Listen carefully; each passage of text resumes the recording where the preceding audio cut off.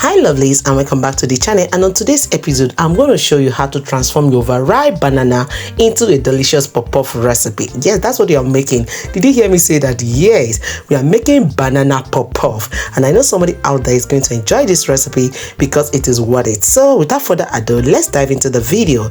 So first thing, I'm going to be fermenting my fresh yeast with sugar and warm milk. So first thing, I'm pouring in the milk into the bowl, and after that I'll put that in the microwave. When it's warm a little, I'll bring it out, then add in 2 tablespoons of sugar and also add in the fresh yeast. So that is just the process I am doing right now.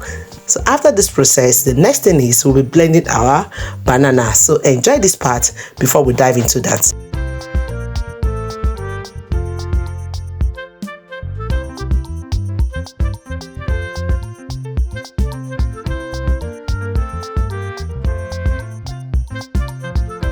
So here is my fresh overripe banana. So I'm just going to be adding milk into the blender, then I will dice in the banana into it. Remember, make sure the banana is clean enough, peel the skin, take out the bad section of it, and then blend the beautiful part of it. That's just what I'm doing, and I know you enjoy this part as well. So at this point, remember to do what?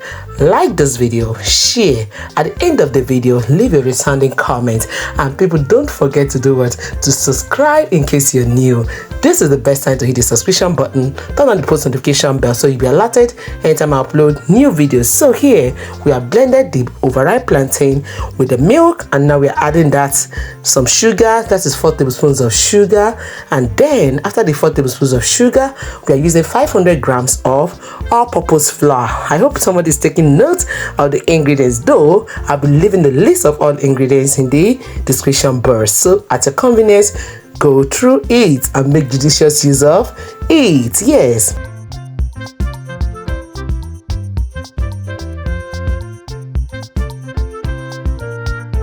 So mix this a little, then add in the words, the nutmeg and the white pepper. Remember, I love to make my pastries with white pepper. That's because of the flavor that comes with it. And after that, I added in a pinch of salt, and then here I'm adding in the fermented yeast, and just combine together until we get a reasonable batter. Remember, if you think it's too thick, add a little water or milk to get what you want. And that's just what I did. And now you can see me taking out the whole thing from the spatula, trying to use my hand to work in. Please remember, there is a consistency we are aiming at, and once you get that consistency, we are ready to fry.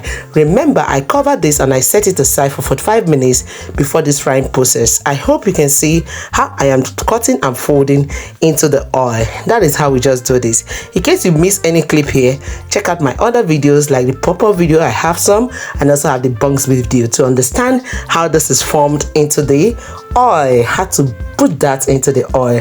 That is the batter going into the oil. In case you're missing it, that is just what I'm trying to say. Check out my other videos. That's why I didn't take my whole time to explain it here. I'll be linking all those videos in this video, so make sure you check the description bars for full details. Okay, so check out the frying process. Please remember, you're frying at medium to low heat, not high heat, so that it will be nicely cooked. Remember to spread your paper towel to drain out excess oil from the pop-off.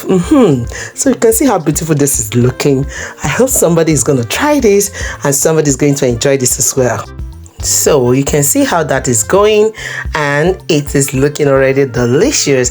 So enjoy the rest of the video, and I will see you when we are about to conclude it. Okay, I'm going to show you the second part of the video. That is the second part of the frying process, so that you enjoy and understand better how it was done. So just check it out. I'm doing the folding, cut and folding into the oil and so on. And this is just simple if you can follow the tip and tricks in getting the best consistency of the batter. You will see how this pop-off turned out towards the end.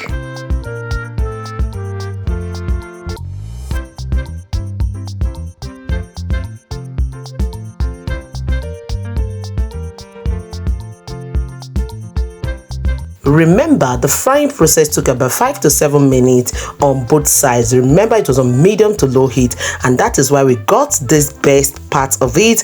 Check out how this was looking. So fluffy, so delicious. People, I can't wait to take this down with my tea because it is worth it. So you can see, this is just the second batch being taken out, and that is how we did. We got almost 4 batches of this frying, and that was the end of the video. So you can see, look at the end result. Tell me what you're taking this down in the comment section.